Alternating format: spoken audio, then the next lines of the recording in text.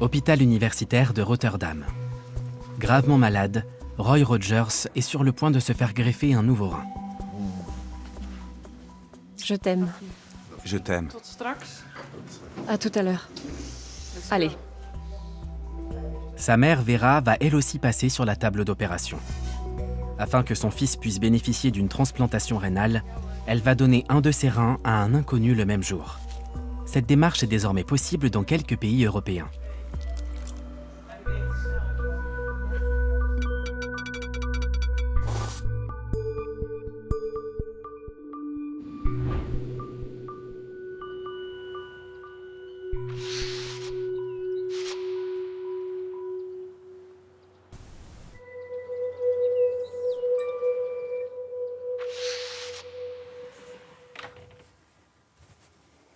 Vera van der Horst prépare sa valise pour l'hôpital. Demain est un jour particulier.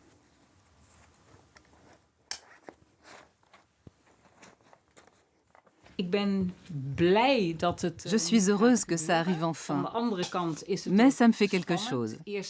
C'est la première fois que je vais être hospitalisée. Je n'ai jamais été opérée avant, alors je suis un peu nerveuse.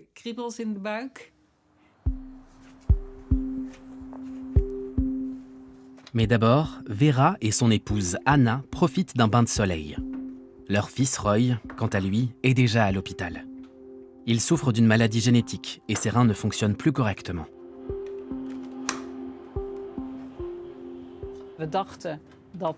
On s'est dit que le pire était derrière nous, après ces lourdes opérations de l'aorte. Et voilà qu'un autre problème nous tombe dessus. On se sent vraiment impuissante. Et on ne sait pas du tout où ça va nous mener. Les deux femmes étaient prêtes à donner un rein à leur fils. Mais des examens ont révélé que ni Vera ni Anna n'étaient des donneuses compatibles.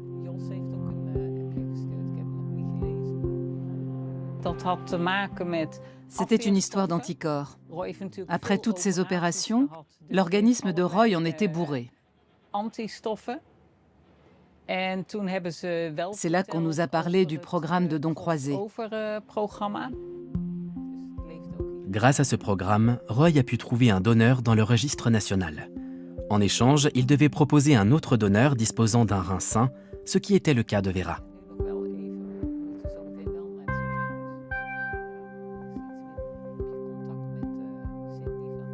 Le grand bâtiment blanc de l'hôpital universitaire de Rotterdam se trouve de l'autre côté du fleuve. Vera se met en route. Demain, la septuagénaire et 7 autres personnes se feront retirer ou transplanter un rein.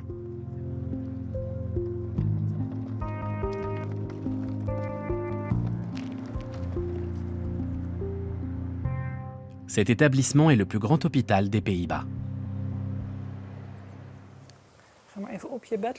Roy Rogers est malheureusement un habitué des lieux. L'homme de 49 ans porte une prothèse aortique et a déjà subi plusieurs interventions à haut risque. Sa femme Cindy l'accompagne pour son dernier examen avec le docteur Annelies de Verde. Le chirurgien est passé vous dire de quel côté vous alliez recevoir la greffe? Non. Et pendant la consultation, ils ne vous l'ont pas dit? Vous vous souvenez si c'était à droite ou à gauche? Tu t'en souviens? Gauche? Depuis 2 ans, Roy souffre d'insuffisance rénale et doit effectuer 3 séances de dialyse par semaine. La transplantation devrait changer la donne. Vous aviez une dialyse ce matin et on espère que c'était la dernière. Votre intervention a lieu demain. Le donneur va être opéré en premier et ensuite vous devriez entrer au bloc vers 10h30. D'accord. Bonne chance. Merci. On vous appellera pour vous tenir au courant. Au revoir.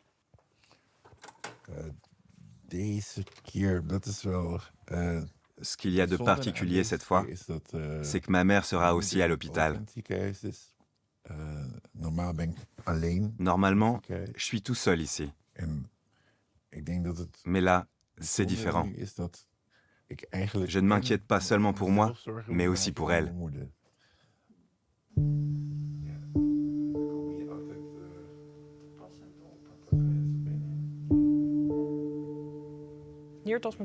La transplantation est le meilleur traitement quand on est au dernier stade de l'insuffisance rénale. Et l'idéal est de faire une greffe à partir d'un donneur vivant. Mais parfois, la personne envisagée n'est pas compatible, à cause de son groupe sanguin ou de la présence de certains anticorps. Le don croisé permet alors de faire une transplantation avec un autre donneur vivant. Les Pays-Bas ont été le premier pays d'Europe à mettre en place un système de don croisé il y a 20 ans. Sans lui, de nombreux malades auraient été condamnés ou auraient attendu des années avant d'obtenir le rein d'un donneur décédé. Avec ce programme, on aide d'autres receveurs et on leur épargne de longues années d'attente.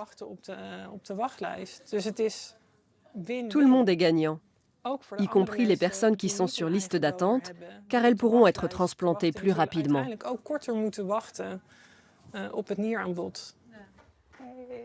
Demain, Vera donnera un de ses reins à un inconnu.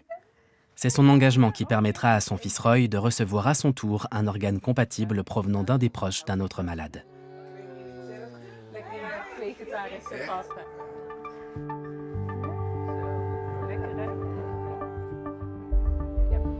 Au total, cette série de transplantations impliquera 8 patients opérés dans différents hôpitaux. En Allemagne, la situation est tout autre pour les insuffisants rénaux. Sebastian Rabe est en attente d'une greffe depuis 7 ans. Plusieurs personnes de sa famille seraient prêtes à se faire opérer, mais elles ne sont pas compatibles et le don croisé n'est pas autorisé en Allemagne. Sebastian est donc contraint d'attendre un organe issu d'un donneur décédé. Cependant, ce cas de figure est rare, et en Allemagne, les délais sont 4 fois plus longs qu'aux Pays-Bas ou en France, où le don croisé se développe progressivement. À 50 ans, il survit grâce à la dialyse. Ça, c'est la fistule artério-veineuse. C'est là que je suis ponctionné. Mon sang est prélevé, il passe dans la machine qui le filtre et le renvoie dans l'organisme par ici. Avec le temps, les vaisseaux se distendent, un peu comme un muscle. Les problèmes rénaux de Sebastian ont commencé en 2009. À l'époque, son père avait pu lui donner un rein. Cette greffe lui a permis de vivre normalement pendant une dizaine d'années. Mais il y a 7 ans, son corps l'a rejeté. Sa femme et ses filles n'étant pas des donneuses compatibles, Sebastian a été placé sous dialyse pour une durée indéterminée, à raison de 3 fois par semaine.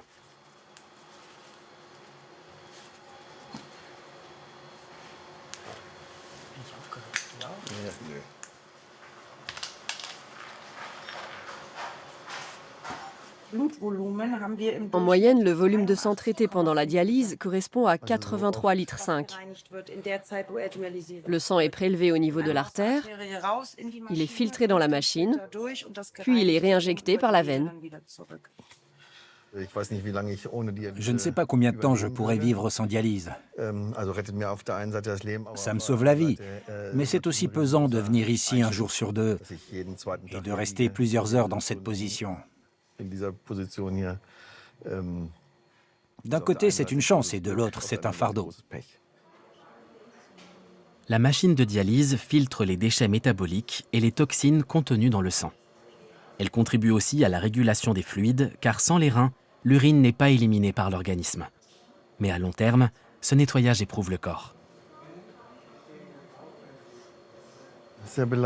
C'est très fatigant. Il y a des jours où je suis en forme et d'autres où, après la dialyse, je passe la journée sur le canapé. Je n'ai plus d'énergie et je ne peux plus rien faire. Le quotidien de Sebastian est régi par les heures de traitement et l'impact physique de la dialyse. Le quinquagénaire ne travaille plus qu'à temps partiel. Comme lui, en Allemagne, près de 6400 personnes attendent une transplantation rénale.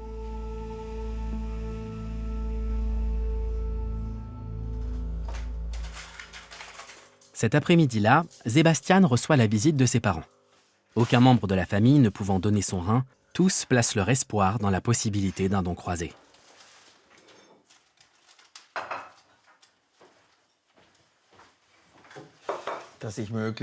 Un nouveau rein me permettrait de retrouver un quotidien à peu près normal.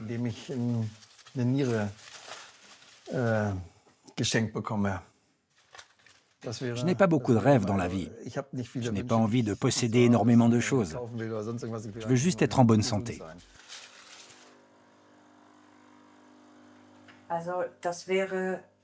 Ce que j'aimerais par-dessus tout, ce serait de pouvoir le faire moi-même et de ne pas attendre un appel qui signifiera que quelqu'un vient de mourir.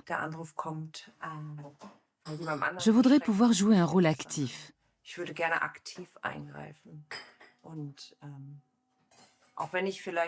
Même si je donnais mon rein à quelqu'un d'autre que mon mari, dans ma tête, ce serait pour lui.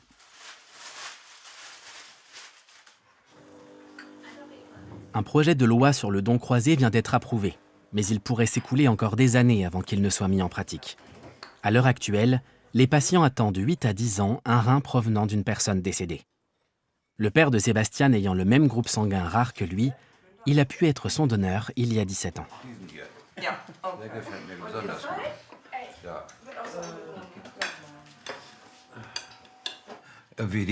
Quand la question s'est posée, je me suis immédiatement porté volontaire. Il s'est avéré que c'était possible et que nos tissus étaient compatibles. Ensuite, la greffe a tenu. Vous avez le même groupe sanguin. Oui. Elle a tenu combien de temps? 10 ans. C'est ça. Malheureusement, on n'a que 2 reins. Et il ne m'en reste plus qu'un. C'est bien dommage.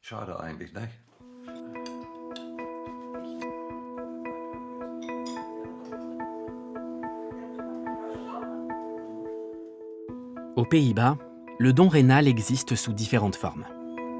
Alex van der Malle vit avec sa femme dans un petit village près d'Eindhoven. Cet homme de 72 ans a choisi de donner un rein à un inconnu, sans jamais connaître son identité, dans un acte de pure générosité.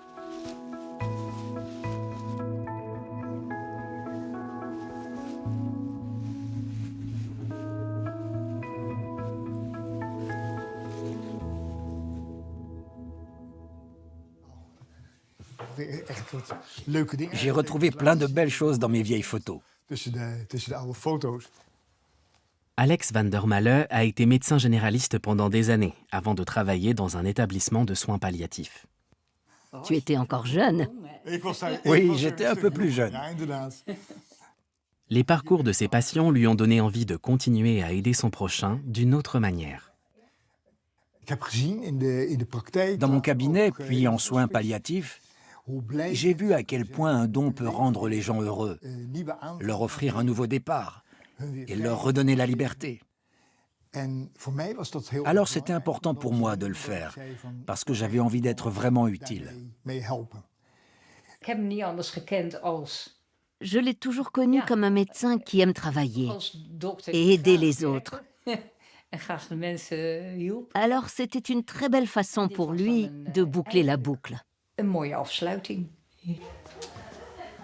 Aux Pays-Bas, un donneur volontaire peut simplement se rendre dans le centre de transplantation le plus proche de chez lui et offrir son rein à la communauté. Un psychologue doit attester que la personne agit de son plein gré et qu'il n'y a aucun intérêt financier en jeu.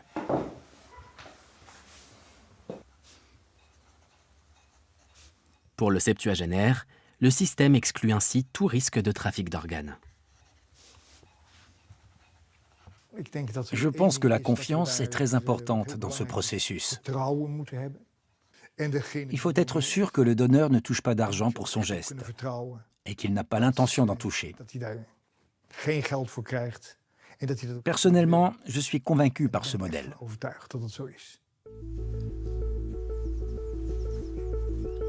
Vivre avec un seul rein n'affecte aucunement son quotidien.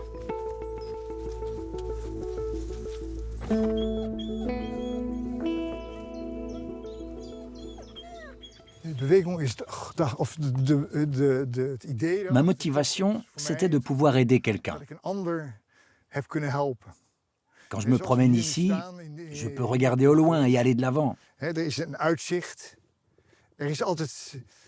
Alors ce qui me remplit de joie, c'est de donner à quelqu'un d'autre la possibilité d'avancer, de se promener, de boire. Je ne parle pas forcément d'alcool, mais simplement de vivre sans limite. C'est ça qui me rend heureux. Chaque année aux Pays-Bas, on compte environ 120 dons altruistes comme celui d'Alex van der Male. Bien souvent, ce sont eux qui permettent d'enclencher des procédures de transplantation croisée entre plusieurs binômes.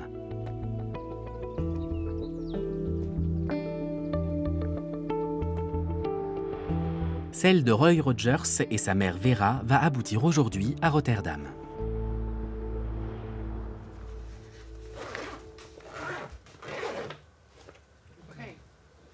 Après 2 ans de dialyse, Roy est sur le point d'ouvrir un nouveau chapitre de sa vie.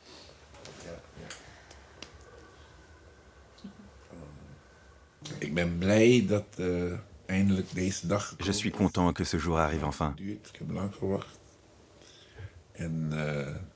J'ai attendu très longtemps et j'ai hâte que ce soit fait.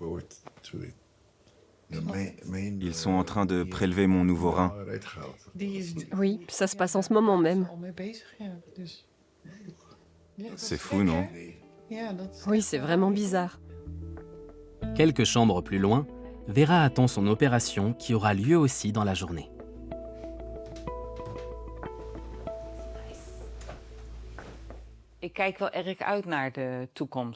Je suis optimiste pour la suite. Bientôt, Roy ne sera plus obligé d'avoir des séances de dialyse toutes les semaines. J'espère qu'il ira bien et que son rein fonctionnera longtemps. Et je souhaite la même chose à la personne qui recevra le mien.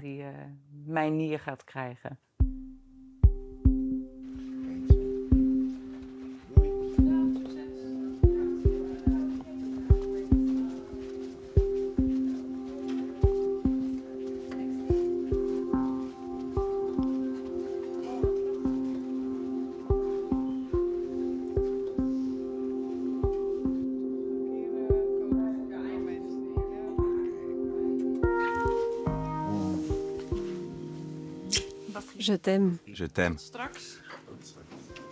À tout à l'heure. Allez. À tout à l'heure. Je t'aime.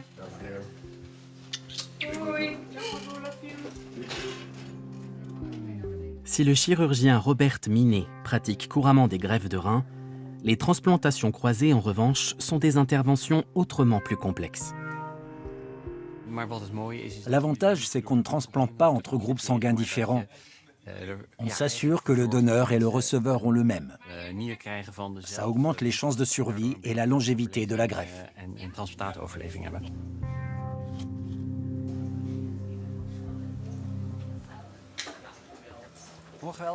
Roy est déjà sur la table d'opération. L'équipe chirurgicale le prépare pour la transplantation. Cette glacière contient son nouveau rein, prélevé ici même quelques heures plus tôt. Roy ne connaîtra jamais l'identité du donneur.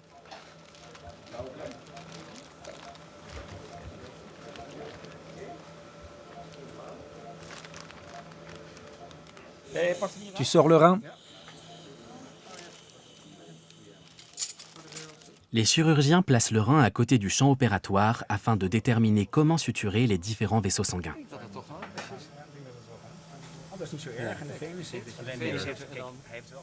Ok, ça fonctionne. On va tirer un peu, la veine au fond et l'artère là.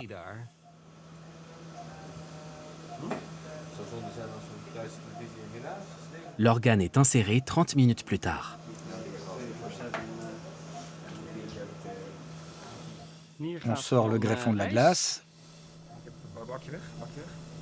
Les 2 reins malades du receveur sont laissés en place, comme cela se fait habituellement. Une fois le rein sain implanté dans son abdomen, le sang de Roy circulera pour la première fois à travers ce nouvel organe. Anesthésie? Si le flux sanguin est bon, vous pouvez faire venir le prochain donneur. L'anesthésiste appelle le service de néphrologie pour envoyer Vera au bloc. La transplantation de Roy aura duré un peu plus d'1 heure. Tout s'est passé comme prévu. Le rein s'est bien coloré. Je vais appeler la famille pour la tenir au courant. Demain, on fera une échographie pour contrôler la production d'urine.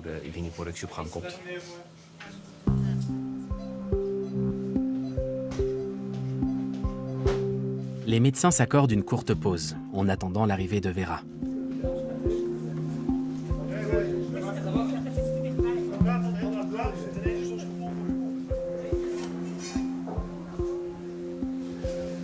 La donneuse est installée dans la salle d'opération que son fils vient de quitter.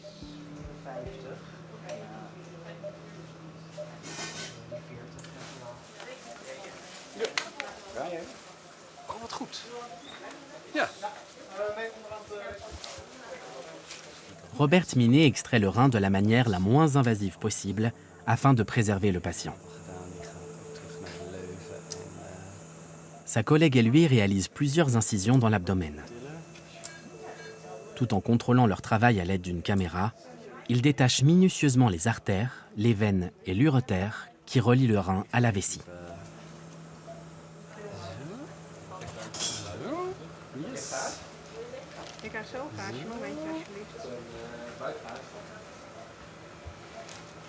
Le chirurgien prépare ensuite le greffon pour son transfert dans un organisme étranger. C'est un très beau rein. L'artère est longue et la veine est belle. On pourra suturer rapidement. Le receveur va être content.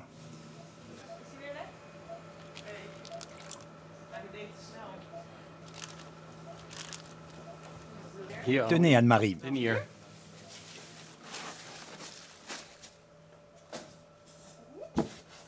Robert Minet greffera le rein de Vera chez un autre patient dans les prochaines heures. Cette transplantation sera la dernière d'une série de 4 interventions prévues aujourd'hui. C'est une longue journée, parce qu'on opère 2 donneurs et 2 receveurs à la suite avec la même équipe. Les premières fois, c'était très fatigant, mais maintenant, on a l'habitude. On est plus expérimenté et mieux coordonné.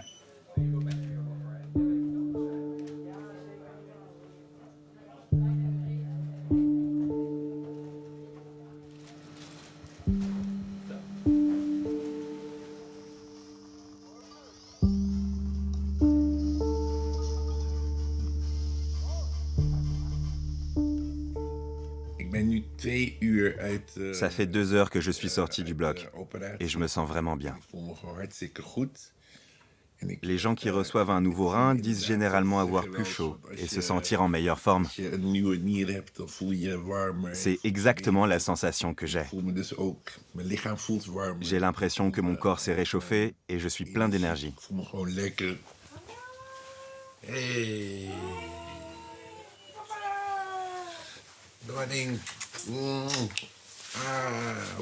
Comment ça va? Je suis trop contente.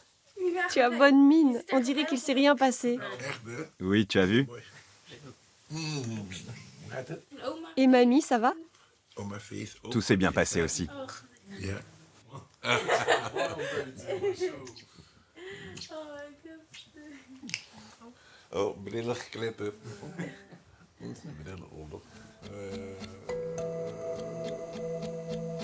Vera est retournée dans sa chambre et se remet doucement de l'opération.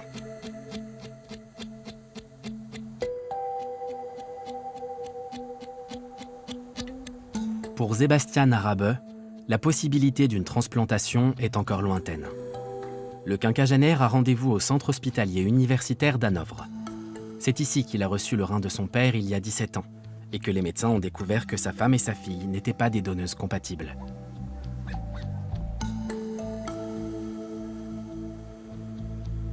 L'échographie réalisée ce jour-là montre que le rein greffé s'est déplacé à l'avant de l'abdomen et qu'il n'est presque plus irrigué. On va mesurer la longueur du rein. Il fait encore 8,5 cm. Avant, on était à 13,5 cm. Oui, il a donc rétréci de 5 cm.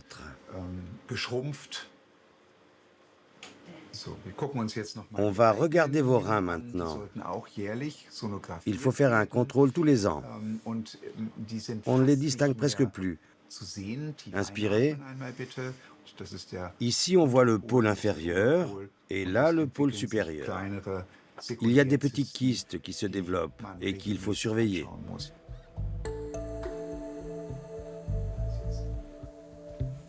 Kai Schmidt-Ott, le chef du service de néphrologie, coordonne les transplantations réalisées dans l'hôpital. Il reçoit Sebastian dans le cadre d'un entretien avec le spécialiste Wilfried Gwiner.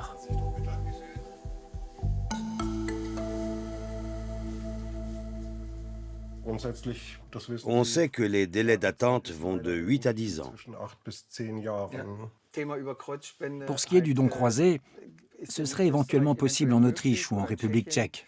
On a déposé une demande auprès de l'hôpital de Vienne. Et je me demandais si vous pourriez appuyer notre dossier.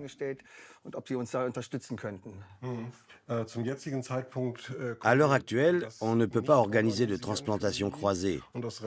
Et pour des raisons juridiques, on n'a pas le droit de prendre contact avec d'autres centres. Ce qu'on peut vous dire pour l'instant, c'est qu'on est très favorable au nouveau projet de loi sur les transplantations croisées. Et évidemment, on aimerait beaucoup qu'il aboutisse. Pour le moment, le contexte législatif ne nous permet pas de vous accompagner dans cette démarche. Mais on espère vivement pouvoir le faire dans le futur. Aux Pays-Bas, Sebastian aurait probablement bénéficié d'une greffe depuis bien longtemps. La législation allemande en matière de transplantation, qu'elle soit issue d'un donneur vivant ou décédé, est une des plus strictes d'Europe.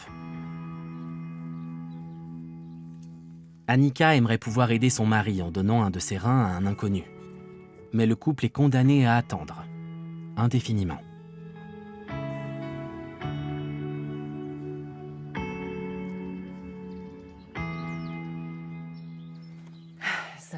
C'est très pesant.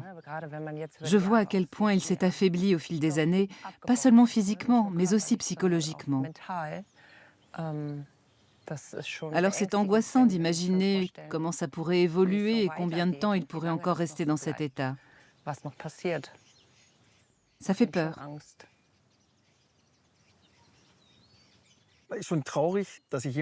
C'est triste d'avoir quelqu'un qui est prêt à donner un rein, mais qui ne peut pas le faire. Quand je vois que c'est possible dans des pays comme l'Autriche, l'Espagne ou la République tchèque, je me demande pourquoi ce n'est pas autorisé en Allemagne. Même si une loi a été finalement promulguée, elle ne pourrait être appliquée qu'après un délai de 3 ans. Retour à Rotterdam. Vera a pu rentrer chez elle 2 jours après la transplantation. Mais pour Roy, ce n'a pas été aussi simple. Comme le rein de son donneur ne répondait pas, il a été remis sous dialyse. 4 jours plus tard, du sang s'est accumulé dans son abdomen et il a dû subir 2 opérations en urgence. Son organisme avait rejeté la greffe. Ce n'est qu'au bout d'1 semaine d'un traitement immunosuppresseur très puissant que les médecins ont finalement réussi à faire fonctionner le nouvel organe.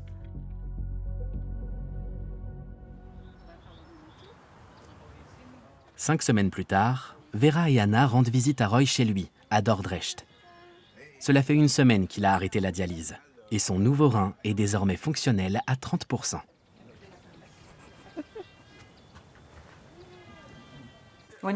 Quand est-ce que tu as ton prochain contrôle? Tu as reporté celui de cette semaine?